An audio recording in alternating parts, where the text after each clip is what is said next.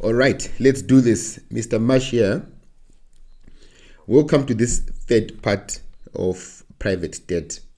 In this section, we are going to focus specifically on unitranche debt and mezzanine debt. So let's get right into this. I put this image initially so that you just get an idea of what unitranche debt is. What is unitranche financing? For those of you that have struggled remembering terms like me, just remember that this unitranche financing is simply a hybrid. This is just a hybrid, which is meant to make things easier. This hybrid combines senior debt and subordinated debt. That's how you get your unitranche. It makes things easier, it makes things faster, it makes things flexible. All right, and it's going to be tailor-made. We are going to discuss this in detail. And the purpose of this section is to make a comparison first between this unitranche debt and mezzanine debt. And then we get into different types of subordination, either it's contractual or structural. And then we wrap this up with some exercises as always. This session is not going to be too long. All right. Mezzanine versus unitranche debt. Your unitranche debt, as I've already defined this, I've already explained this, is hybrid. This is a hybrid loan which combines your senior and subordinated debt into a loan, and it has a blended interest rate. So your unitranche debt, it combines your senior debt and subordinated debt and gives a blended interest rate. Your mezzanine debt is subordinated to other forms of debt and usually has a longer time to maturity. In terms of regional variations, these are not applicable for unitranche debt, but for mezzanine debt in North America, this is more like a bond. It's unsecured, no collateral, and it has fixed coupons. And in Europe, it's more like a leveraged loan where the interest rates are floating. When we say interest rates are floating, it's usually the market reference rate plus a quoted margin.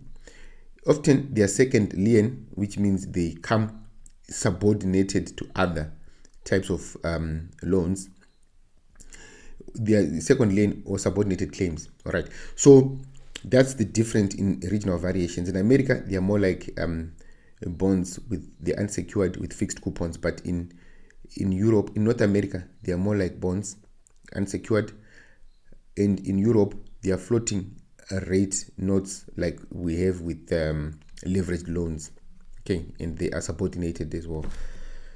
The purpose of mezzanine debt, when we showed it in the earlier sections, it was for both the growth phase of private investments and the mature phase of private investments. So the purpose is to ease the cash flows for growth, buyout, or acquisition equity transactions. There's no amortization, and the debt can be deferred by paid in kind interest or warrants. These warrants, the paid in kind and the warrants, what they do is they delay the paying of money, because when there's a warrant on a debt, the person has an option later on to convert it into to convert this into equity of the firm. For unitranche debt, this provides a simpler, faster solution for loans with lower fees and offers flexibility. Remember, we said these unitranche debts, they are going to be bespoke, which means they are unique, which means they are tailor-made.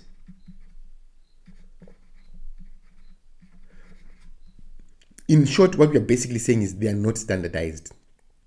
Unitranche debt, the covenants are not standard.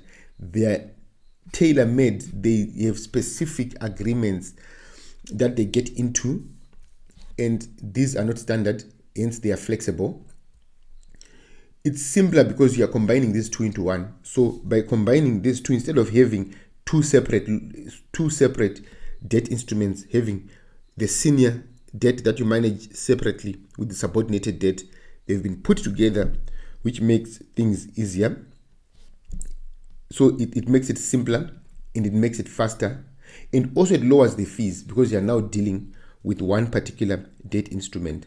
So the purpose is to get loans that are simpler, faster, and with lower fees, flexible, which are tailor-made, not like the usual standard maybe public market debt. The positioning for mezzanine debt, this comes after, because it's subordinated, it should come after senior secured debt, and this is done via contractual subordination, where we have the same operating company, contractual subordination, or structural subordination with different holding company levels. So basically, I'm going to explain this in detail, but generally speaking, when you see structural, the structure matters. When you see contractual, it's more about the contract, which is referred to as an intercreditor agreement. This contract defines the terms of priority of repayment, who gets more priority in this context. So we'll talk about different mezzanine debt subordination structures. We'll discuss them just now. And unitranche debt, it's a single loan agreement and it's more straightforward in execution. And the intercreditor agreement is there to discuss how they share the risk and return. Okay. There's one debt facility, they've combined them, and that includes both subordinated and senior debt components. In terms of structure, with mezzanine debt, there's no amortization, and it's positioned after senior debt because it's subordinated. And with unitranche, this comes with two tranches. The first out tranche, this takes priority, and because it takes priority, it has a lower risk. Because of lower risk, it comes with lower interest, and it amortizes before maturity. The last out tranche is more risky, so it comes with higher interest and it is repaid at maturity. The borrower advantages for mezzanine debt, it eases their pressure on cash flows, and often used in growth, buyout, and acquisition. So it eases pressure on cash flows because it comes with payment in kind, interest, and also it has warrants. This eases the payment pressure on these companies. They will pay the money later on, but in the meantime, they have cash flow to do other things and to grow the company. Okay.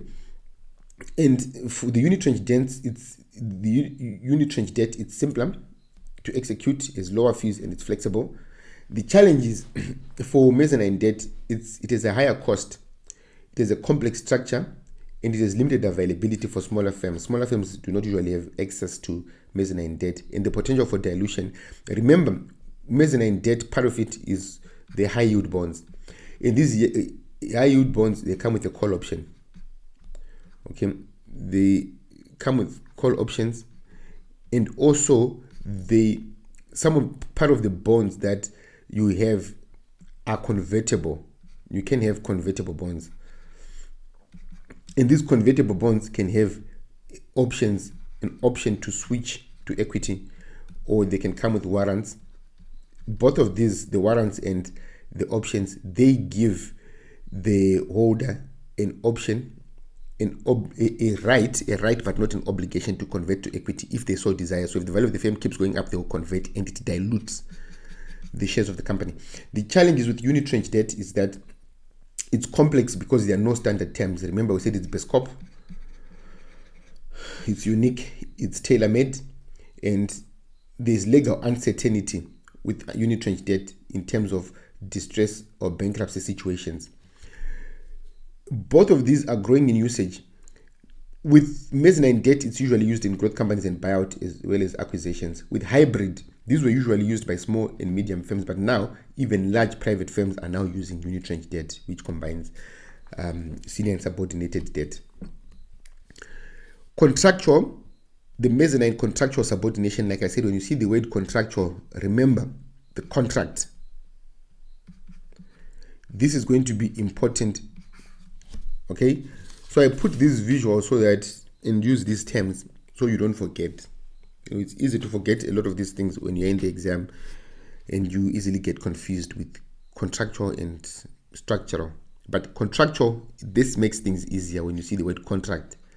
You know that there's an contract referred to as an intercreditor agreement, and this intercreditor agreement is a negotiation of the priority of claims. Okay, so this negotiated priority. Negotiated priority. Who is going to get paid first? Senior secured loan or mezzanine loan? Okay. Under normal circumstances, the senior secured usually would get priority because it's senior and it's secured.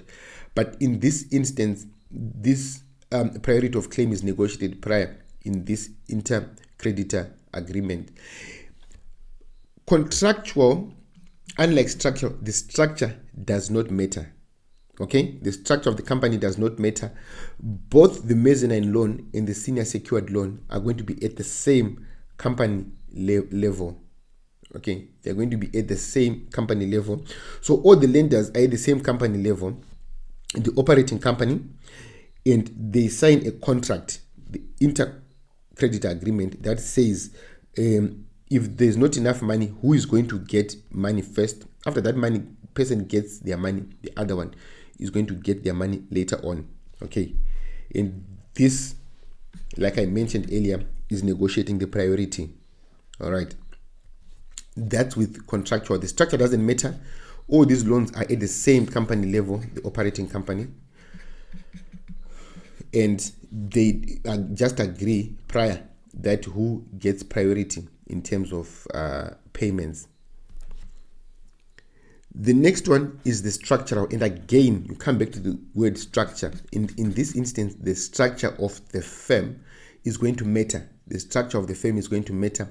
The debt is going to be paid at different structure levels of the company, right? So with structure, it means where you borrow matters. Where you borrow matters, okay, which is the company structure. The mezzanine debt is borrowed at the holding company level, and the senior secured debt is borrowed at the operating company level. With the security package, the security package is simply collateral. And the collateral for the operating company is the assets of the company. So the senior secured debt is going to be secured by the assets of the company. If the parent company borrows money, it has to wait to get leftover money from the subsidiary after the subsidiary's loans are repaid. The subsidiary, this one, has to repay the loans first because they have senior secured loans, and senior secured loans, they take priority because they are senior and they are secured. They are secured by the assets of the company, so they are going to take priority in this instance. And they're secured by the assets of the company. Hence, you must remember the structure of the company is important. The structure of the company is important. The mezzanine loan, it's at the holding company level. The operating company takes the senior secured loan, and this is guaranteed by the assets of the operating company. So that is your mezzanine structural subordination. All right. So just to drill these concepts in, I usually like using tables. I'm sure you've already noticed this. And this just compares the contractual subordination and structural subordination, right? You just read through this, right? I'm going to quickly go through this because these are things I already have talked about, and I don't want to make this video too long unnecessarily. But contractual subordination, it's senior unsecured mezzanine debt holders, they lend to the same company. So with the contractual, the structure doesn't matter, which means they are lending at the same company level. But the structural one, the structure matters, which means the mezzanine debt at holding company level and the senior secured debt is going to be at the operating company level, which secures the loan. There's an intercreditor agreement, contractual contract. There's an intercreditor agreement for contractual subordination, and this specified the priority of claims and other key agreements.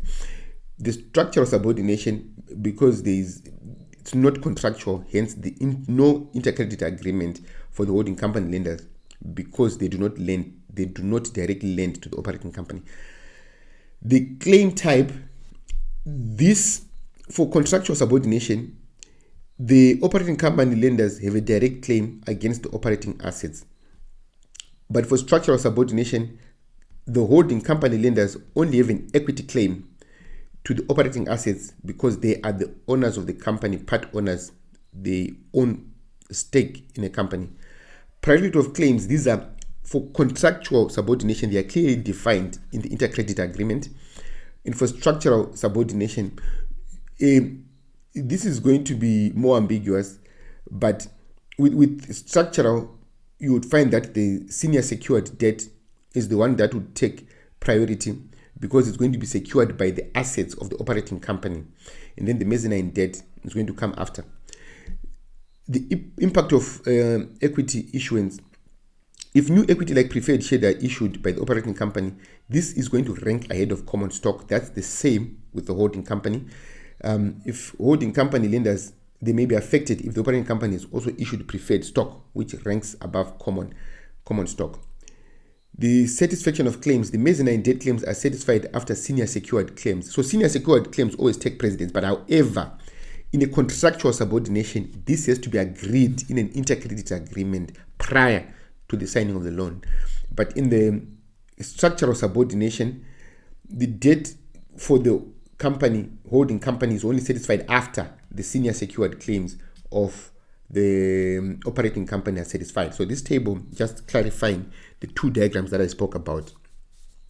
And in terms of the unitranche, this becomes straightforward because remember, we said the unitranche debt is a hybrid. The unitranche debt is hybrid, and this combines senior secured debt as well as subordinated debt.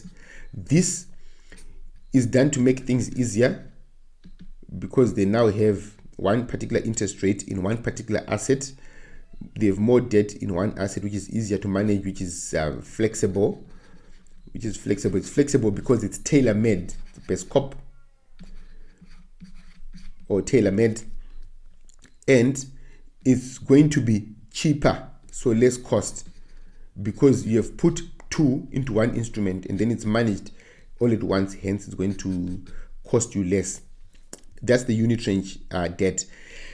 With the unitranche debt, it's going to be secured again. The collateral is going to come from the operating company's assets. So these assets of the operating company are used as security or as collateral for the unitranche debt.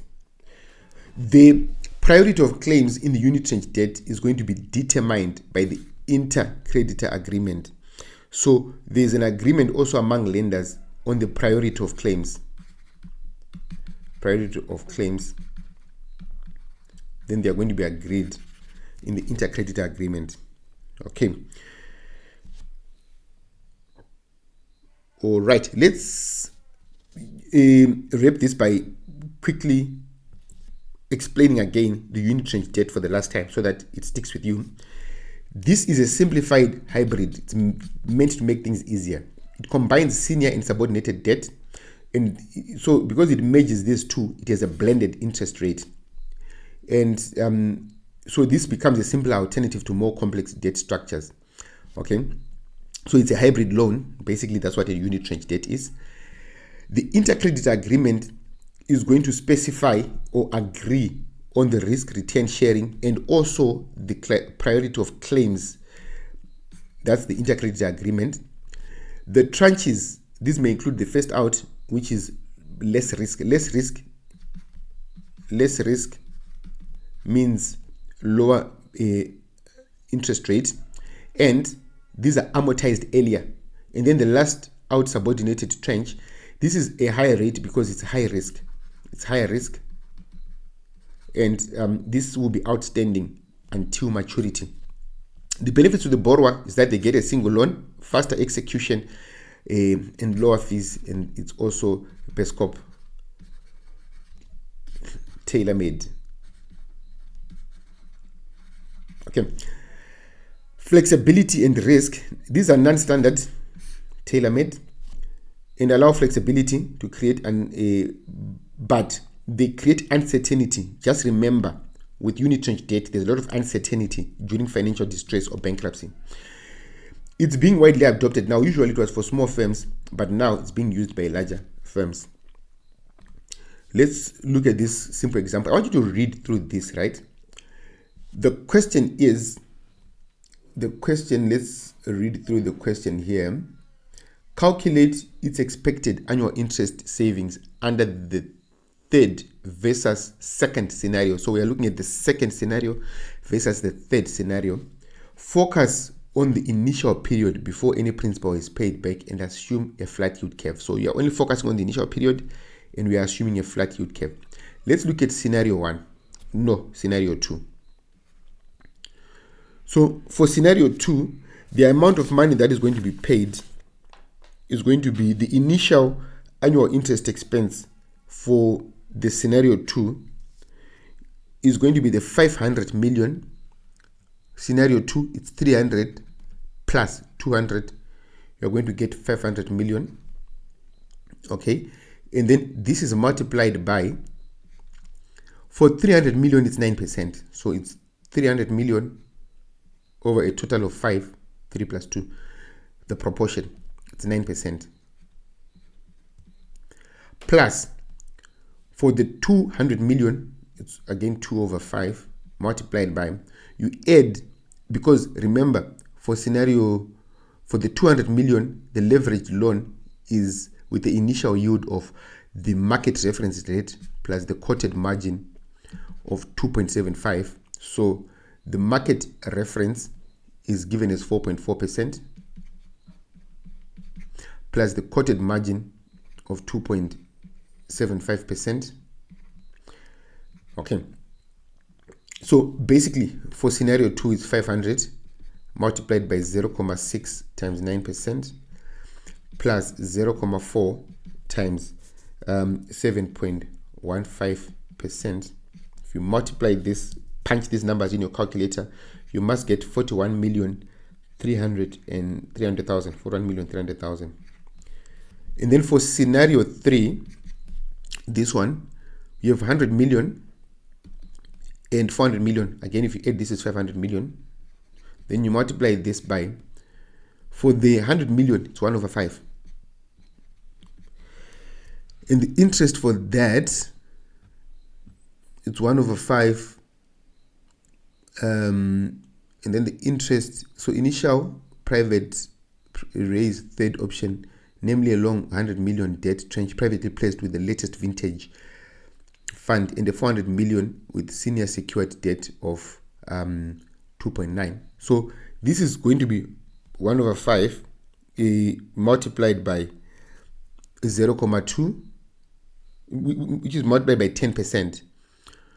So this is going to be multiplied by 10%. The interest paid 10%.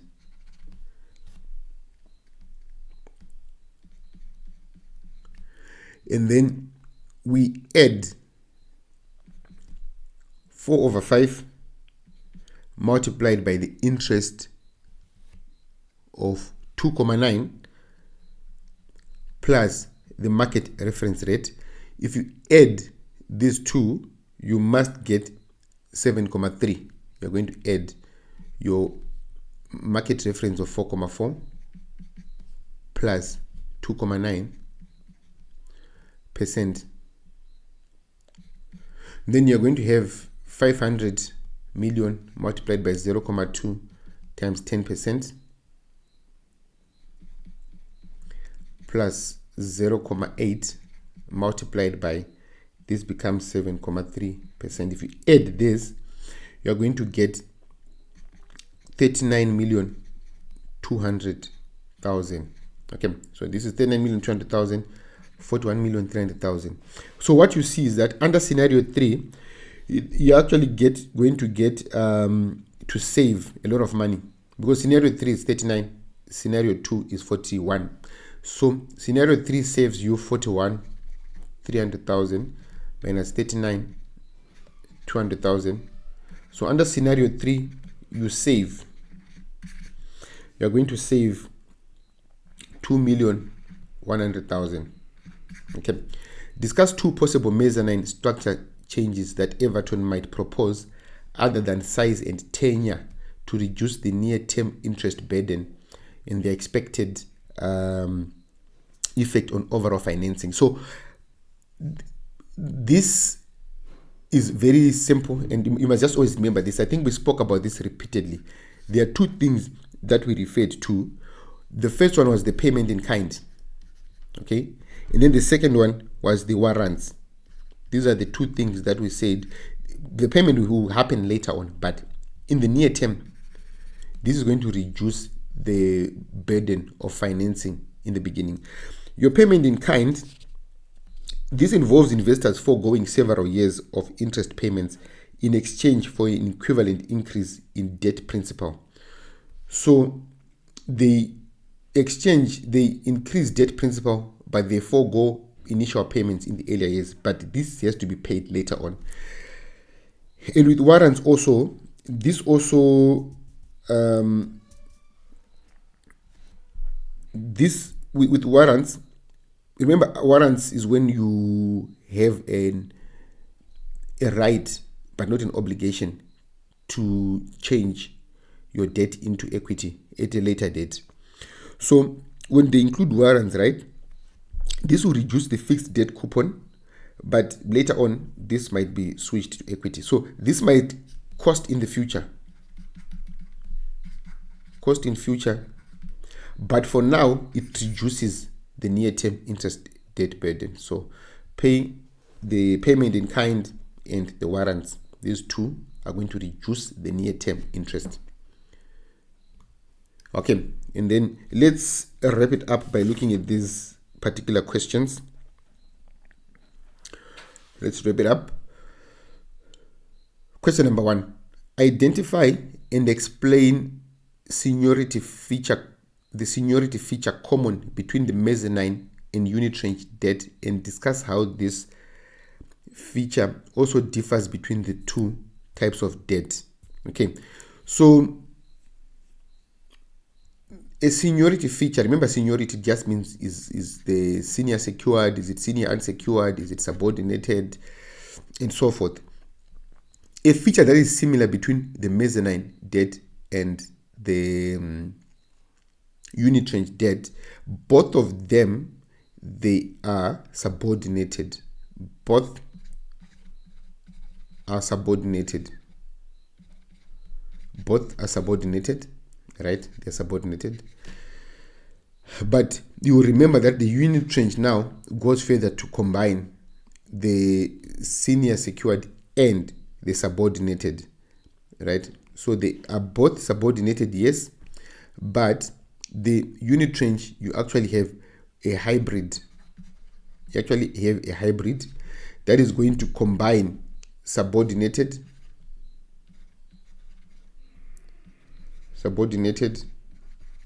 and senior debt. All right, so that's the difference. So, and also discuss how this feature also differs in the two type of debt. So the difference is that with unitranche, there's going to be a combination of the two into one debt facility.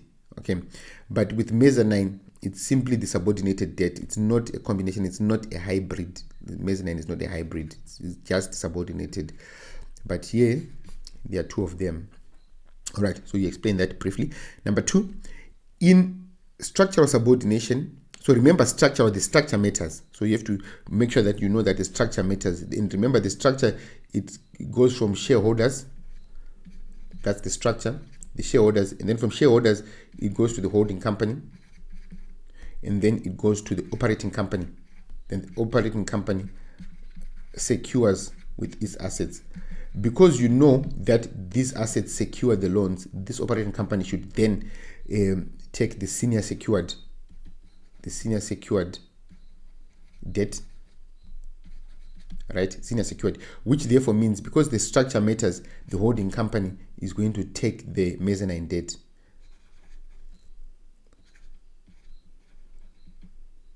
Okay, there is going to take the mezzanine debt. So this is the security package, the collateral, which is going to come from the assets of the operating company. Back to the question. In a structural subordination, one I've shown here, mezzanine debt is issued by, very simple, at this level, by the holding company. So option A. Option C, sorry. I'm circling C and saying I don't even know why. Question number 3, identify and discuss 2 features of mezzanine debt that may be attractive for early stage growth companies. Okay. So for early stage growth companies, they don't want to be taking out a lot of money.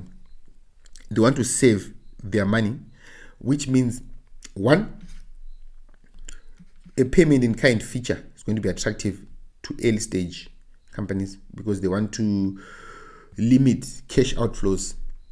2, yes, you guessed that one right, warrants. It's going to be warrants. Okay, so your payment in kind, this ensures that there's a delay in cash interest payments, which preserves liquidity for early stage companies. So there's a delay in the payment of interest payments and preserves liquidity for early stage companies because they want to save money and do other things with the money. Their cash flows are not yet predictable. They're still starting out. Okay. They will have breathing room, though the money has to be paid later on. But stricter forms of debt, which are not mezzanine debt, the ones that are more strict might not come with these payment in kind provisions or warrants. And with warrants, these ones, remember, they have a right but not an obligation to change their debt into equity if the company size grows and they want to change it. Okay, discuss an attractive feature of unitranche debt from an issuer's perspective.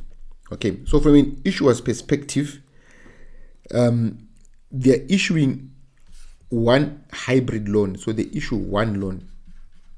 The admin of this is lower. There's one loan they've put together.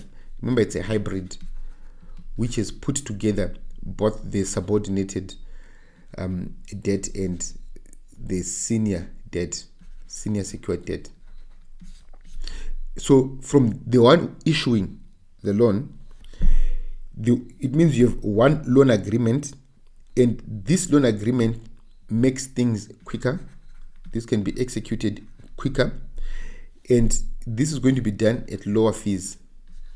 It's going to be done at lower fees than with public securities, and hence that's one attractive feature from an issuer's perspective.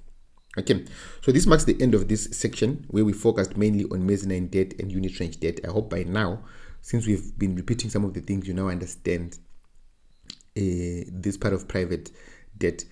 I'll see you guys in the next session where we are going to wrap this up by looking at the valuation of private debt, and ultimately in section 4 we value private debt, and then we also look at the risk and return characteristics of private debt, and then we are done. So the 4th section is the last one.